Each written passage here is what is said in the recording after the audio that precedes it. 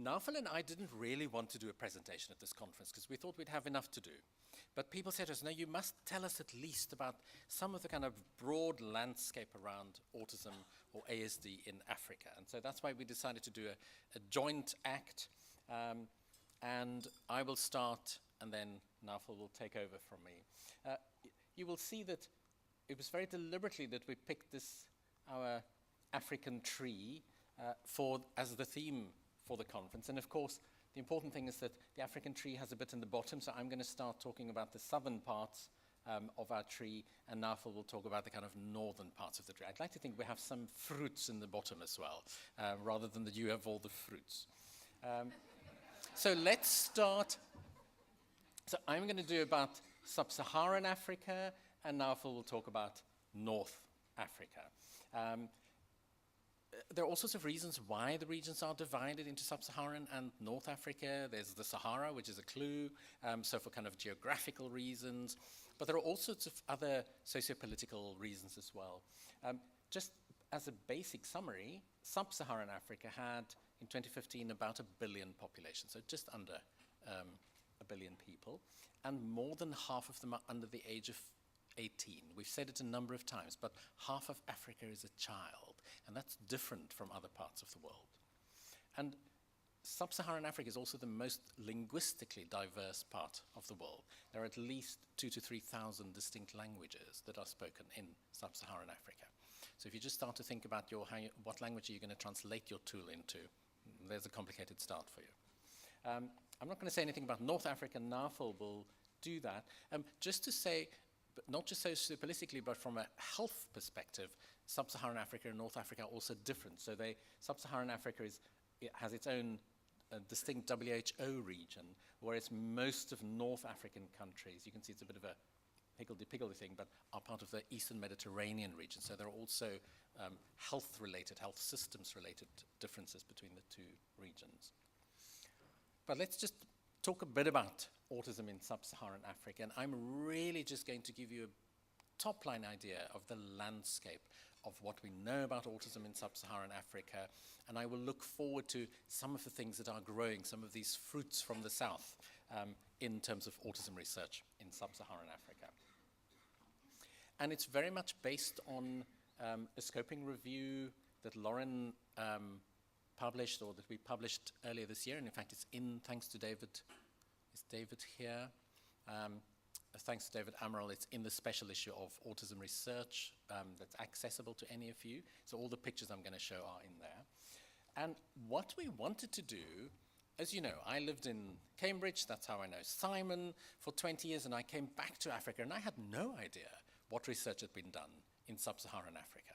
And so we decided we wanted to find everything that had ever been done in sub-Saharan Africa to give us a baseline. Where are the gaps? What has been done? What are the needs? What does the research literature tell us about autism in sub-Saharan Africa? And so we tried to find absolutely every paper possible until the end of 2015. So what I'm showing you here is based on everything pre-2015 or pre-2016. We wanted to do two things. Firstly, to get a big picture idea of how much research has been done on autism in Africa and sub-Saharan Africa in comparison to the rest of the world, and then diving into sub-Saharan stuff in particular. What did people look at? What were the strengths? What were the weaknesses? And where are the gaps? So the first question was, how much has been written about autism? We just did a very broad search of a number of databases, and we found that there were at least about 25,000 papers that had ever been written about autism globally. Before I show you the next slide, I want you to imagine where in the world you think these papers were written. Are you ready? This is where they were written. Majority, 11,000 or so, from North America. 7,000 or so from Europe. Simon, I think the UK is still included in Europe on this particular occasion. This may change. Asia, third. Australia, I mean, it's a big continent, but few people were next. South America, and you can see the last two were North Africa and Sub-Saharan Africa. Look, they beat us with one paper. But if you put the two of those together, you can see it's still less than the next largest continent. So the second largest continent had the fewest papers on autism. So when we then, if we're focusing specifically on sub-Saharan Africa, we then wanted to be more rigorous in our systematic search. We looked for all papers with a primary focus on autism, people living in sub-Saharan Africa, data containing papers, peer-reviewed papers, and we could get access to all the literature. And that got us to 53 publications ever written about autism in sub-Saharan Africa. 53. Simon does that in a year, I'm sure. And this is where they were from. You will see that most of them were from South Africa, next from Nigeria, and then a number of other countries, but literally with single numbers, 1, 2, 3 papers from Ghana, Uganda, Kenya, Tanzania, Zambia, and so on. So very little, actually. So even if South Africa looks good here, 28 papers really doesn't tell us much. And that's why when I do talks about autism in Africa, I show people 2 summary slides. So this is my first summary slide of how much we know about autism in Africa.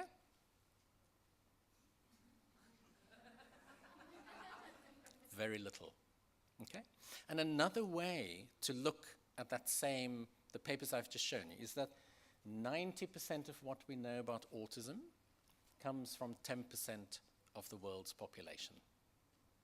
Even though 90% of people with autism live in low and middle income countries, only about 10% of the literature comes from low and middle income countries. So that's the 90-10 challenge that we all have. Briefly, those 53 papers that we were able to find, what were the themes? We found some papers and we grouped them. They may be overlapped in content, but we found about 13 on phenotypes, so on descriptions of autism, 2 on genetics, 3 on risk factors, 2 on screening and diagnosis, 11 intervention studies, 9 on professional knowledge, 8 on family perspectives, and 5 social cognitive neuroscience publications. I'm just going to go in a little bit more detail of each of these main boxes, pointing out a few of the challenges around them. So good old Victor Lotte was the first to write a paper about autism in Africa in 1978, contemporary of Mike Rutter from the Maudsley. He was very interested in what autism looked like in African people. And so he came, he searched, he found some people, and he said, well, they look, oops, how do I get back? They look similar in Africa in comparison to the UK. He had done a big study in Middlesex in the UK. Gender ratios were similar. Epilepsy and socioeconomics he thought was similar. He thought there were less or fewer ritualistic and repetitive behaviors, but actually most studies subsequently didn't really support that there was a kind of a broad-based phenotypic difference. Most studies, though, in Africa have been in private and tertiary settings. So that introduces all sorts of biases in terms of where people come from. Most of those studies had individuals who were diagnosed very late, and they tended to be more severely affected. So I think we have an ascertainment bias in the literature that we have about autism. Most were diagnosed clinically, so people would say they were diagnosed clinically without giving any information about how. 4 studies used the CARS, which is the Childhood Autism Rating Scale. No study used any of the more well-known gold standard diagnostic instruments like the ADOS, the ADI, the DISCO, whatever it might have been. Small samples, and as I said, almost none used any standardized diagnostic instruments. And this will come back. The dilemma for us is unless we know that people are speaking the same language, we don't know if we're talking about the same or different phenotypes. Genetic studies, 2 of them. I was also terribly excited when I came to Africa and thought we're going to do fantastic genetic studies, until I realized that we don't know how to phenotype. And these 2 studies illustrate that. There was one that looked at the serotonin transporter gene and looked at allelic variants in different populations in South Africa, people with autism. And what they found was South African allelic variants in people with autism looked very similar to other European and Caucasian people, but was different from Japanese, Korean, and Indian groups. No phenotyping. All we knew is they had autism. They were said to have autism. A Relin gene, so the Relin gene was identified by some people as a candidate gene for autism. They found an association, once again, in South African participants, no phenotyping. So we just don't know. 3 papers on risk factors, one on perinatal stress, one on malaria, one on mercury exposure. I think these are quite interesting. They represent some of the African challenges a bit more in terms of environmental factors that might contribute. But actually only the malaria study used any standardized diagnostic instruments. Although they used the ADI that was translated into Kiswahili, but they didn't say how it was translated or back translated or validated, and therefore whether it was measuring what we hoped it would measure. Interestingly, no studies on HIV or other communicable diseases. Those of you who live in Africa will know HIV communicable diseases are big challenges for us. 2 studies on screening and diagnosis. So a group looked at the CARS-2 for Tanzanian population, but they didn't really validate it against other gold standard tools. And Angelina Kukuza in Uganda amended the 10 questions questionnaire to add some more ASD items. Very nice piece of work, good sample size. The dilemma was that she found that her instrument actually only had a positive predicted value of 8%. That means that of all the people who came and were screened as positive, only 8% actually had ASD. So imagine you get another 92% of people in your clinic who may not have ASD. That's going to be problematic in our sort of setting. Intervention studies, we were all very struck by this. 9 non-pharmacological studies, none of them had more than 10 subjects in them. 2 were descriptive, nobody used any standardized instruments, no studies of children under 5, ever. And no randomized controlled trials, ever, in Africa, in sub-Saharan Africa.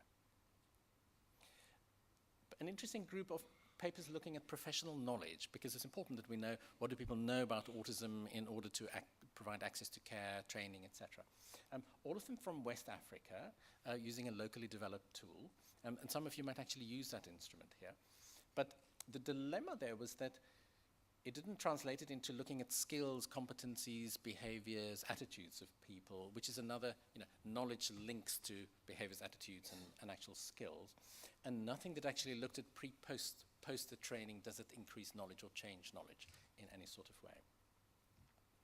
You heard some presentations here about family perspectives, and we found 8 up to that point. And these were the things people told us. You heard this at this conference too.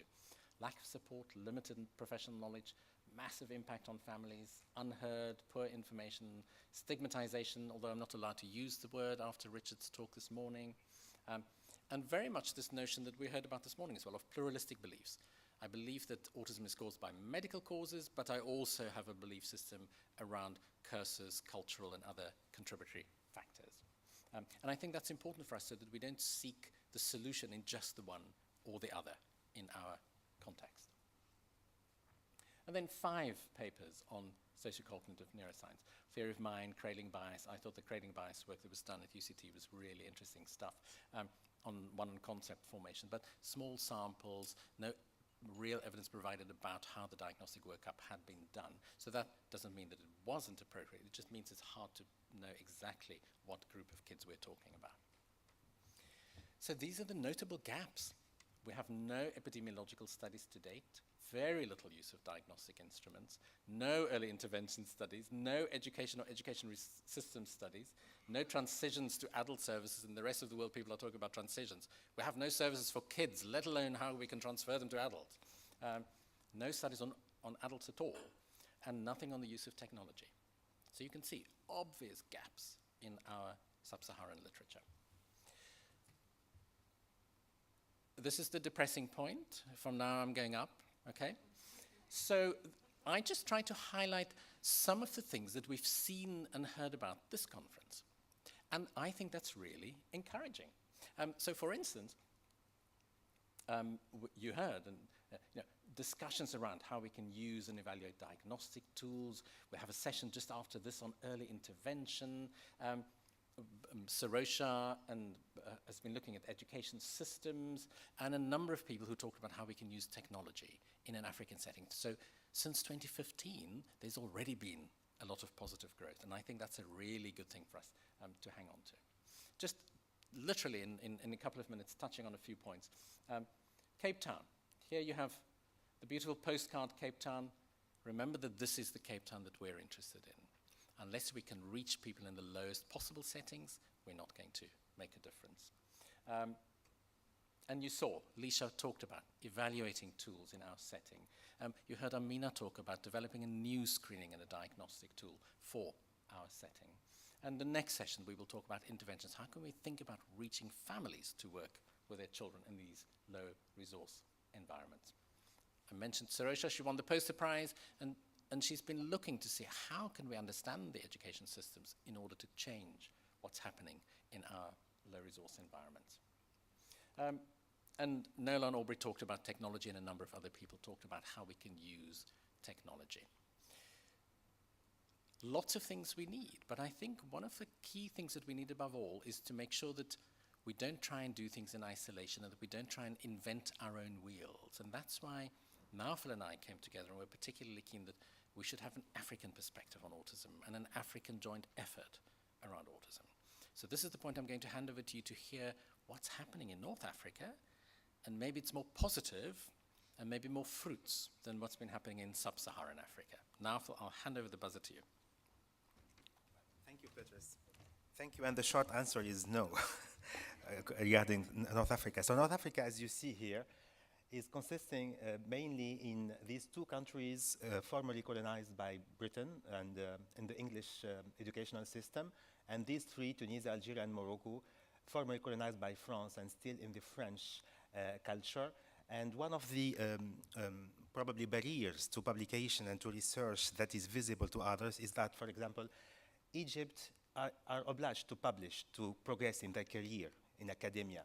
Whether in Tunisia, Morocco, and Algeria, I take, for example, my case, I could become assistant, associate, and full professor shortly without having this obligation to publish that much. So since we have the dissertation supervised, since we have the work done with the students, we feel more useful being on the ground doing things rather than sitting down and writing papers. And this is one of the reasons why we are not that visible. So the situation in North Africa is characterized by the fact that prior to the 90s, even the word autism was not known, and there's a word in Arabic, because the Arabic language is common to these 5 countries that I mentioned. It is at-tawahud in Arabic. It was even used by other words. For example, we in Tunisia, as a French, formerly French colonized country, we use the word autistic psychosis, psychose autistique, for example, for that. And it was one of the situations of psychosis until the 90s, even for our professors and teachers. There were hardly any course on autism in university, and most of patients with ASD were managed in special education school for children with mental disabilities. It is only from the years 2000 that we started to speak about autism in the region, and now it's becoming very popular, and even maybe not in the good way. It's like something that is spectacular, and we focus on special gifts and things like that. And here, for example, in this picture, you see 5 ministers in Morocco at the first national and international meeting on autism, trying to have a strategy nationwide for autism in Morocco, for example. So the situation is switching very fast, and you see here in Tunisia, the 2 only facilities that existed in the year 2000 to manage children with autism on educational level. This is the situation in 2011, and what is in green is the network of facilities I've been involved with to implement some centers, what we can just say schools for children with autism in many places of Tunisia. And this is the situation today. And you see an explosion of mushrooming of many of these facilities that are offering more or less structured services. This is some of the pictures that you can get from those centers on schools, some of the teach-inspired interventions, some of ABA-inspired interventions, but it's poorly structured usually, and usually it's a mixture, what I call a syncretic management of autism based on different approaches and techniques. And a lot, and this is the problem, of non-evidence-based in treatment. And we are, as poorly equipped area, the target of many people coming from more resourced area, but not having enough space for their techniques. So we have a lot of people relying on dietary, on things that can be useful but not that evidence-based. Look at this, for example. At the Moroccan conference that I mentioned, outside at the booths, you could find an advertising for camel's milk as a potential treatment for autism. And regarding research, and this is the main topic of this intervention, we have usually poor means in public health system, often overwhelmed by more vital priorities, of course. And we as half clinicians, half researchers, or 3/4 clinician, 1/4 researchers, often privilege and put more our clinical work in front of stage rather than research. So we have a lot of gray literature, as I mentioned, difficult to access in students' dissertations and in local journals. So I'll summarize most of the research that is done in North Africa in those very quick points. Regarding screening and diagnosis, this, for example, in my country, these are the places where you can find people who can do the diagnosis, but without relying on the gold standard. I'll come to it shorter later on. So we have 100 child psychiatrists, counting also the residents for 10 million inhabitants, which is a good average, but it's still very, very few to clearly diagnose autism. And the major challenges are, for example, the lack of resources and of standardized instruments. So at the level of the region, which is the Eastern Mediterranean region, we try together with people from Egypt and from other countries in the Eastern Mediterranean to cross-culturally translate the MChat, which is now available. This is the MChat in Arabic. And we tried in our team to use it as the first study on the field. So it was very comparable to the studies done elsewhere. This is more or less the result. So primary healthcare centers, nurses trained to help parents fill the MChat. First filling at this center, second filling through phone calls, and then the ones who still screen positive are invited for an ADIR and for a thorough evaluation. And this led us to this prevalence rate of 3.5 in 1,000, which is at that time was comparable to the one in Spain. We translated some other tools, like here, for example, the PDD MRS, thanks to some collaboration with Netherlands. Dirk Kreier helped us doing this for screening autism in children with with mental retardation, and it led to 18% of them having autistic features unknown and not managed at that moment. This is the CARS in Arabic. AGI and ADOS are still lacking because we have no formal certifying training in our region, and they are used by experienced clinicians, but without formal certification. And this is one of the reasons I keep insisting on Petrus to come and visit us, to at least offer the first training that can lead to some kind of expertise in the region. I believe Petrus is probably the only person on the African continent who is trained and who is trainer for these tools. So this is a major barrier. Here, for example, a study in Libya, and you see that journals like Autism here may accept papers that are poor at the methodology terms. For example, here my friend Adel Zeglam from Tripoli in Libya estimated the prevalence only upon the clinical sample of pediatric patients at the outpatient clinic in Tripoli, the most important city, and he found it to be 1 in 300, for example, in 2009. As for developmental assessment, we have challenges related to tools that are not validated. For example, to measure IQ, only Tunisia and Egypt do have really validated instruments, and some use of the Ravens, Columbia, Wexler, and so forth.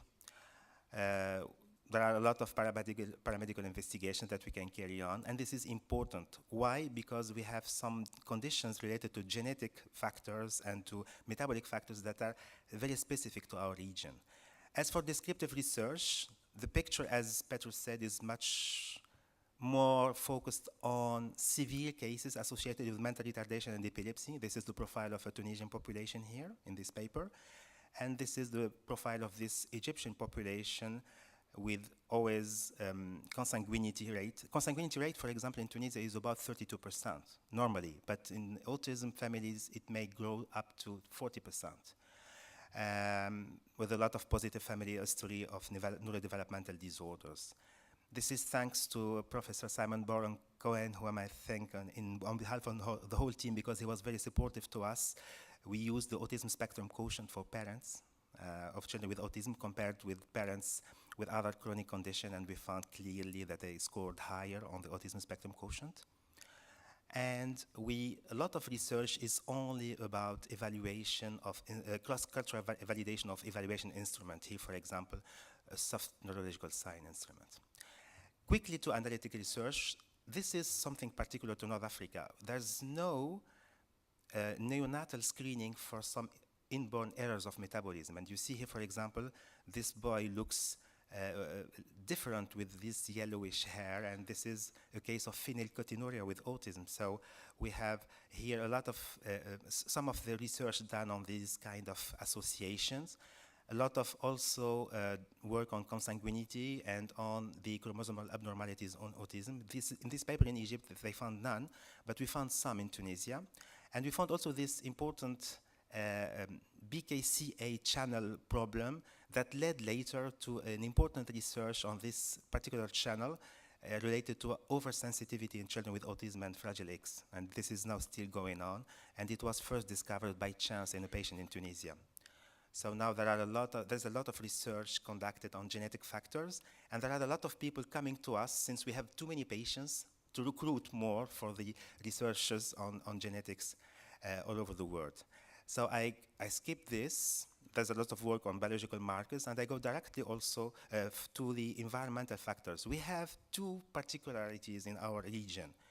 Huge TV viewing before 1 year for babies, and all of the pediatricians come to us and say, once I told family to stop exposing the child to TV, the child improved.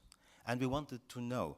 So now we know that they're exposed in a different way. They don't see the same things, they don't spend the same amount of time, and we are struggling defending that autism viewing that intensively can not cause autism, of course, but be a factor of worsening the picture.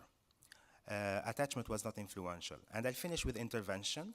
We are in a region, and this is the other particular, that is really giving a lot of importance to everything related to nutrition. So many of the proposed medication, and parents come and ask for, I mean, not medication, but is the food important?